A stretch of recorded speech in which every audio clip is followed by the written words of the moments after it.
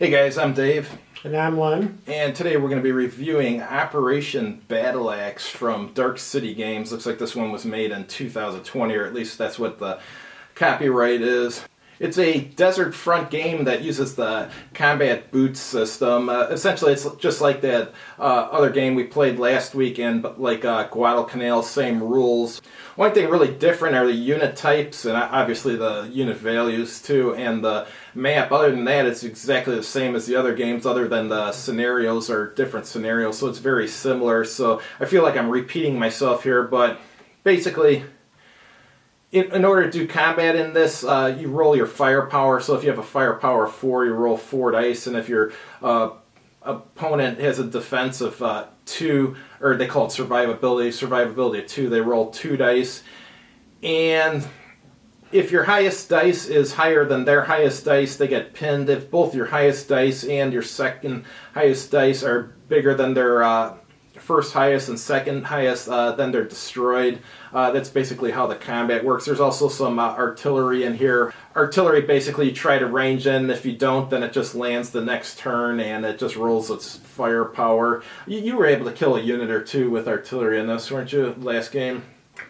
Not last game, but this game I did destroy 1. Oh, okay, gotcha. Because you have to range it and then shoot for effect. Which slows it down. You only get a few chances. And of course I rolled terribly on those rolls. Well, I was using your dice and I was rolling good, so you shouldn't have brought your trick dice because I rolled it. Yeah. But yeah, I mean the game's decent. It's fun to play and it's really simple. This is a third of the series that I played. I don't know, they seem a little bit too alike, even though the scenarios are different, the map is different, and obviously the counters are different. I don't know, it seems a little bit too similar. But other than that, yeah, I mean, it's decent. It's like, what did I pay for this?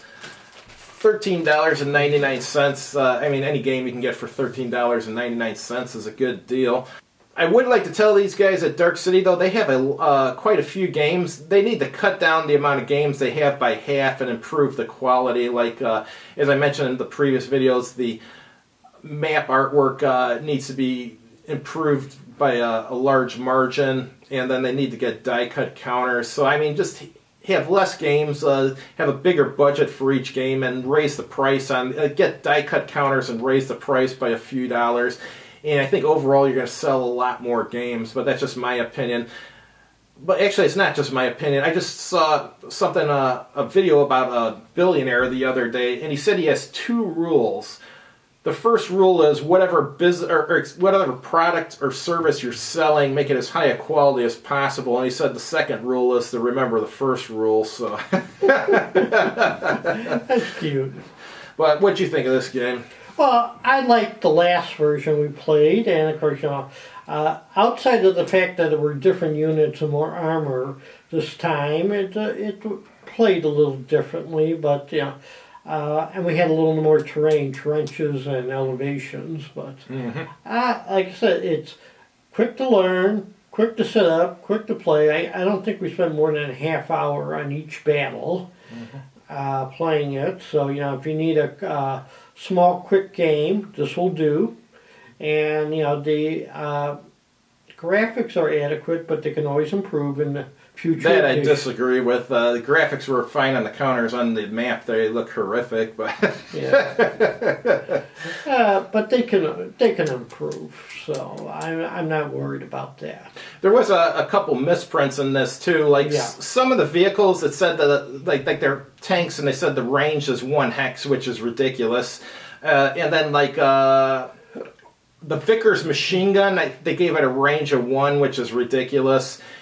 And then there was one scenario where the Germans need 4 Pak 36s, but as far as I can tell, there's only 3 Pak 36s in the mix, so we just used the machine gun to proxy one of them, so I think that might have been a misprint too. Yeah. I was thinking this time there were like a few misprints. The other game, there weren't any problems like this. Like I said, next edition will be much better. Yeah, I'm sure. Because actually I was thinking they could actually get out of the mini game business, put full maps, and then have larger ones. That's something to think about. People at Dark City, bigger games, larger maps. Mm-hmm. You know, think about it. Yeah.